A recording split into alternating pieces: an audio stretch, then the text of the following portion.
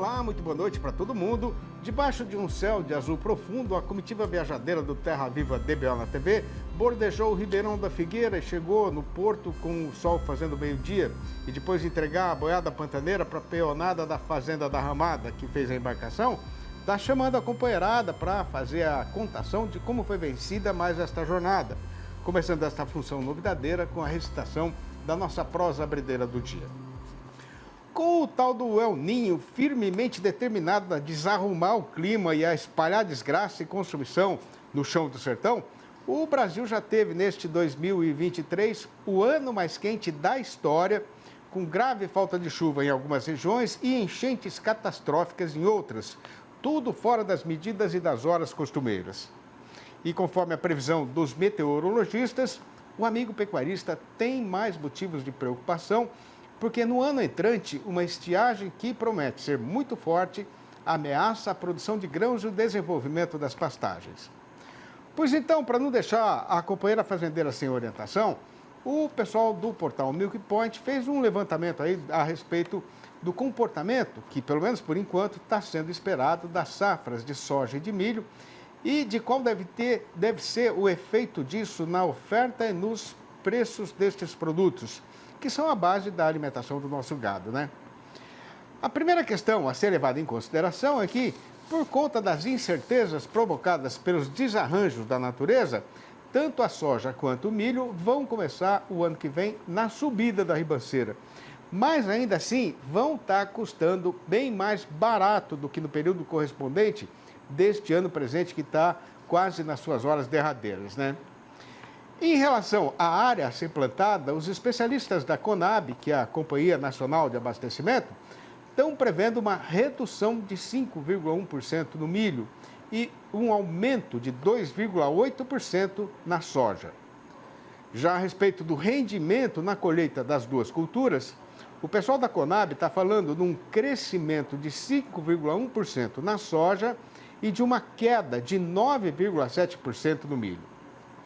A parte principal da explicação é que, se a estiagem atrasar muito o plantio de verão, o produtor pode perder o prazo certo de semear o milho na segunda safra, que é a maior e mais importante para o país, né? E o resultado, logicamente, que vai ser queda na produção e na produtividade da lavoura. E repare a companheira fazendeira brasileira que, na Argentina, que também é um dos grandes exportadores mundiais, a situação está igual à nossa. Aí é bem possível que, por conta do esmagrecimento da oferta, do meado do ano para frente, o preço do grão tenha uma alta substanciosa no mercado internacional, o que vai empurrar para cima o custo de produção de todo mundo que depende de milho para alimentar a sua criação. Claro que ainda é cedo para ficar com muito medo, né? Mas assim mesmo, o melhor é começar já, antes que seja tarde, a planejar o que fazer se a situação se complicar. E enquanto a boiada vai ganhando chão na estrada batida e a pionada vai tocando a lida, a gente vai dando continuação na função, anunciando a apresentação do noticiário a respeito da situação do mercado do boi magro e da reposição.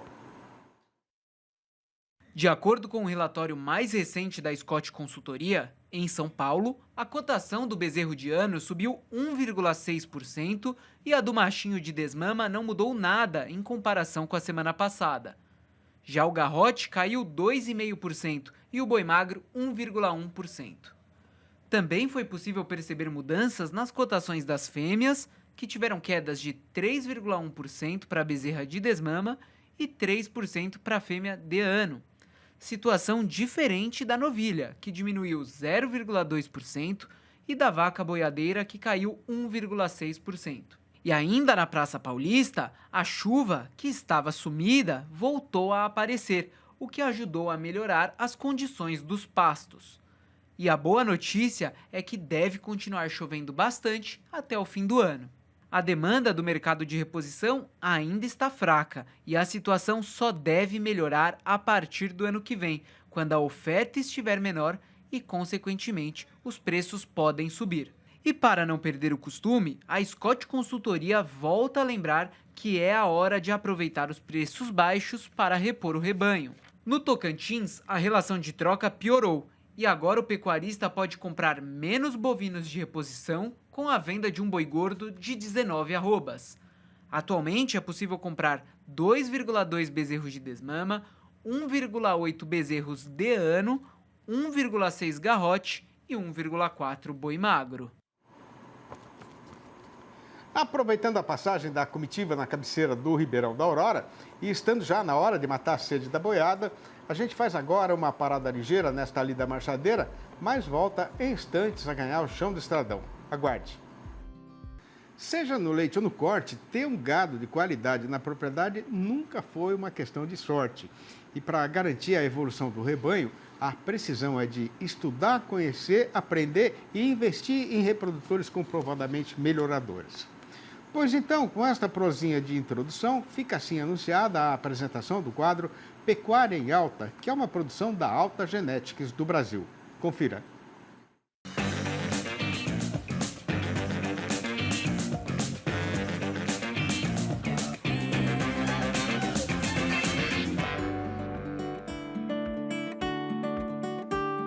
A sanidade dos bezerros deve ser uma preocupação constante. O planejamento durante a fase inicial de vida é essencial para a redução de enfermidades e fortalecimento dos futuros reprodutores. A gente precisa ter planejamento sanitário nas fazendas e quando a gente pensa em doenças, então diarreia ela é muito importante e a própria cura do umbigo, onfalopatias ou infecções do umbigo, ela representa também um desafio muito grande. Tem outras doenças, mas as duas mais importantes são essas. Dentre os principais cuidados com os bezerros está o manejo adequado, como a cura do umbigo, que deve ser feita logo após o nascimento. É que o local pode ser uma porta de entrada para infecções. A gente precisa ter uma frequência muito boa na maternidade, pelo menos uma vez por dia, vaqueiros muito bem treinados e curar pelo menos uma vez o bezerro na vida dele, né? Então, tentar chegar em 100% a cura do umbigo nos bezerros no nascimento e o mais rápido possível depois do parto. Tem produtos, né, que são hoje reconhecidos, que têm uma eficiência muito boa para curar bem o umbigo, mas muito mais que o produto é a frequência de visita na maternidade e o momento que a gente está curando o umbigo do bezerro, que é onde eu acredito que tem muita oportunidade hoje nas fazendas. O ideal para curar um umbigo muito bem curado é pelo menos 3 vezes para cada bezerro. A gente entende hoje que o volume de bezerros, o número de vaqueiros, relação vaqueiro-bezerro, às vezes não permite fazer essas 3 curas de umbigo, mas o ideal é pelo menos 3 curas para cada bezerro. Um dos maiores desafios da pecuária de corte é a diarreia, doença que mais mata bezerros em todo o mundo. As causas da doença são multifatoriais e, segundo os especialistas, não podem ser consideradas semelhantes. Porque tem vários agentes etiológicos, então nós temos vírus, bactérias, parasitas, cada um tem um comportamento, cada uma tem uma relação com algum fator ambiental, com algum fator de manejo. Por exemplo, os vírus e as bactérias gostam muito dos primeiros dias de vida do animal e tem muita relação com o ambiente, com falhas na colostragem. Aí tem outras doenças que são parasitárias, então ela vai mais na 2ª, 3ª semana de vida, tem muito a ver com o ambiente, mas não tem relação com a colostragem. E nós temos também as diarreias causadas por Eimeria coccídea, que também é um parasita, que ela tem muita relação com o ambiente e ela é em bezerro mais de 30 dias. Então tem um comportamento diferente, sim, dependendo do agente etiológico, seja ele vírus, parasita ou bactéria. Ela tem que ser diagnosticada muito rápido, a gente precisa ter um diagnóstico precoce. Por quê? Quanto mais rápido a gente atuar e tratar esse animal e medicar ele, menor é a chance desse animal desidratar muito e esse animal vir a óbito. Então a gente diminui muito a mortalidade quando atua de uma forma muito precoce. Identificou rápido, tratou o animal, seja anti-inflamatório, seja antibiótico, hidratação, o que precisar no momento. Com isso aí a gente não diminui a morbidade, o número de animais doentes, mas a gente diminui muito a mortalidade por causa da diarreia. Os tratamentos de diarreia em bezerros, na maioria das vezes, são pouco eficazes, devido à demora no diagnóstico e à escolha do medicamento adequado. O melhor tratamento é manter o animal hidratado e bem alimentado. O bezerro ele morre por causa da desidratação e da acidose metabólica, o pH do sangue ele diminui muito. Então o soro ele tem eletrólitos e ele tem substâncias para reidratar esse animal e além disso para normalizar esse pH do sangue que esse animal tem. Então a hidratação é a primeira coisa. Tem trabalhos científicos mostrando que o anti-inflamatório, principalmente não esteroidais, eles têm um efeito também na matéria seca das fezes, então ele melhora muito. O animal ele mama com mais vontade, desmama com maior peso, quando compara bezerro com diarreia, que tratou com anti-inflamatórios e sem anti-inflamatórios. Antibiótico é um desafio enorme hoje nas fazendas de corte, mas apenas 30 ou 40% dos bezerros que têm diarreia, eles realmente precisam de antibiótico. A gente não consegue definir hoje no campo qual que precisa e qual não, mas o último, o menos importante seria o antibiótico. Então, hidratação, anti-inflamatório e, por último, seria o antibiótico. Coisa que a gente não consegue tirar da rotina, então ele entra também na rotina, mas ele é o menos importante. O soro ele tem que ter alguns componentes básicos, né? Então, cloreto de sódio, cloreto de potássio, que são importantes, porque o animal ele perde isso nas fezes. Água é muito importante. Além desse cloreto de sódio e potássio, ele precisa de uma fonte de energia, seja uma glicose, maltodestrina, alguma fonte de energia para esse bezerro, porque ele precisa muito.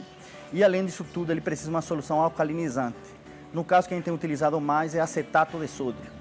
Ele passa, ele é absorvido, ele vai no sangue e ele aumenta o pH sanguíneo. Então ele tira o animal da acidose metabólica. Então basicamente o mínimo que o animal precisa para ele sair bem desse quadro de diarreia.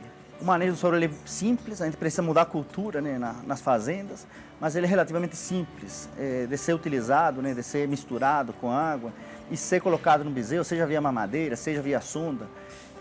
É simples de ser realizado. O grande segredo da utilização do soro é utilizar no momento certo, que é na hora que a gente identifica o bezerro com diarreia.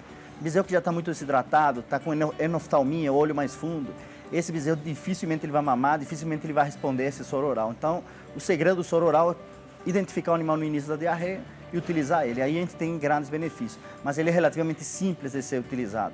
O ponto importantíssimo no gado de corte é fazer isso em grande escala. Então a gente precisa pensar uma logística para priorizar alguns bezerros e utilizar nesses indivíduos que mais precisam, que tem mais risco. Mas tirando isso, é relativamente muito simples de ser trabalhado.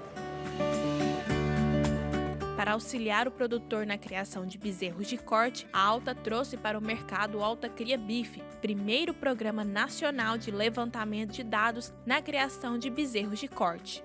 O programa Alta Cria nasceu em 2017, foi um programa pioneiro que a Alta lançou com o objetivo de coletar os dados na área de criação de bezerras leiteiras e trazer para o produtor os principais pontos de melhorias e desafios, buscando a melhoria na cria, que a gente sabe que é uma das fases mais importantes para a gente ter uma vaca produtora de leite e a gente conseguir colher todo o fruto da genética que foi investido nesses animais. Com isso, com esse levantamento dos principais pontos, a gente consegue traçar metas, traçar objetivos e traçar um padrão ouro na criação de bezerras leiteiras. Sendo assim, a gente traz ferramentas de benchmark e, ao mesmo tempo, soluções para o produtor para ele aplicar dentro da sua propriedade. Então, acho que o programa trouxe aí uma revolução e um divisor de águas na criação de bezerras leiteiras no Brasil. Após 6 anos do programa Alta Cria, a gente já vê uma evolução muito grande nas fazendas. A gente vê principalmente o produtor se focando mais na coleta de dados, trazendo informações na eficiência da colostragem, buscando melhorias no desempenho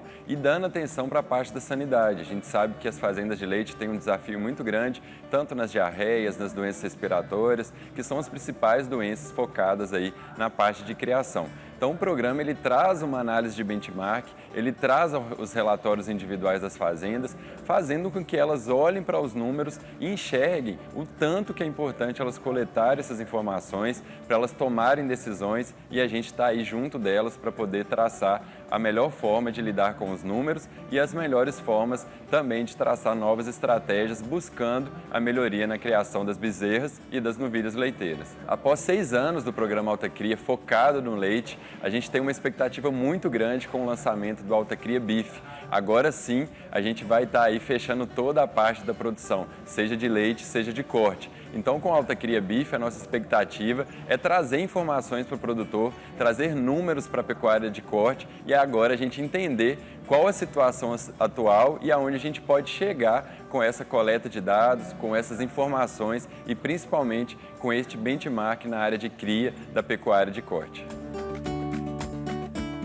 O primeiro ponto que eu vejo muito importante nesse Alta Cria Bife é uma organização dos dados das fazendas e padronização tanto de dados como de manejo também. Então, tentando buscar o melhor para ser muito mais eficiente nessa criação de bezerros. Nessa primeira fase, então a gente junta os conselheiros, vê os dados que tem no campo e a gente começa a surgir ideias de qual que seria o melhor caminho para avaliação, qual que seria o melhor caminho para padronização desses dados, né? Para quê? Para a gente enxergar onde que tem oportunidades e correr atrás dessas oportunidades para melhorar. O programa ele é muito interessante, ele tem muitos benefícios, porque ele organiza os dados e ele traz muita informação relevante para você ser muito mais eficiente na criação de bezerros e você ter um melhor desenvolvimento dos animais, menos doença, menos mortalidade e mais lucro lá na hora da desmama. Quer saber mais sobre os cuidados com os bezerros e o mundo da pecuária? Acompanhe a Alta nas redes sociais, @AltaBrasilOficial.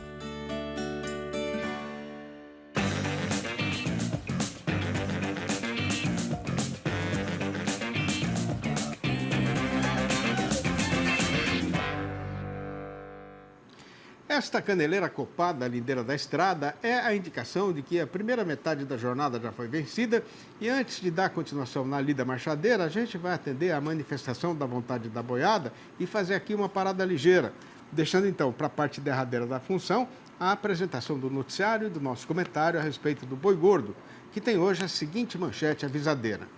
Faltando agora só mais 3 dias e algumas horas para a virada do calendário, o trabalhador brasileiro já está gastando por conta da primeira parcela do 13º salário. E no nosso mercado pecuário, o carretão continua embicado na direção de subida no estradão. Não adianta nem a piada do cavalo, porque esse intervalo será curto e é já que a gente vai voltar. Se a estrada está embicada na descida ou se aparece na frente da gente uma subida para ser vencida, quem lida com boiada tem de estar sempre preparado para enfrentar o mercado e poder continuar tocando a vida. E sendo a informação a melhor parceira do boiadeiro para não ter desilusão na hora de fazer uma negociação, o caso agora é de prestar atenção nas notícias sobre o boi gordo e a sua cotação.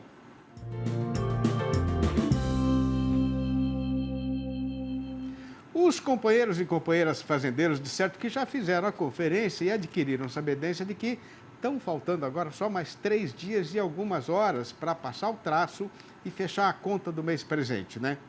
Só que novembro é diferente e desta vez a virada do calendário vai ter uma balaiada de consequências no mercado pecuário, sendo que a principal é que, tendo mais dinheiro na algibeira, o consumidor brasileiro logicamente vai querer comprar carne com maior frequência e o resultado desse aumento na demanda já está aparecendo na nossa praça boiadeira. Fazendo uma recordação ligeira, ainda esta semana, o trabalhador regularmente registrado vai receber a primeira parcela do 13º salário. E as empresas também já começam a fazer o pagamento do ordenado mensal, né?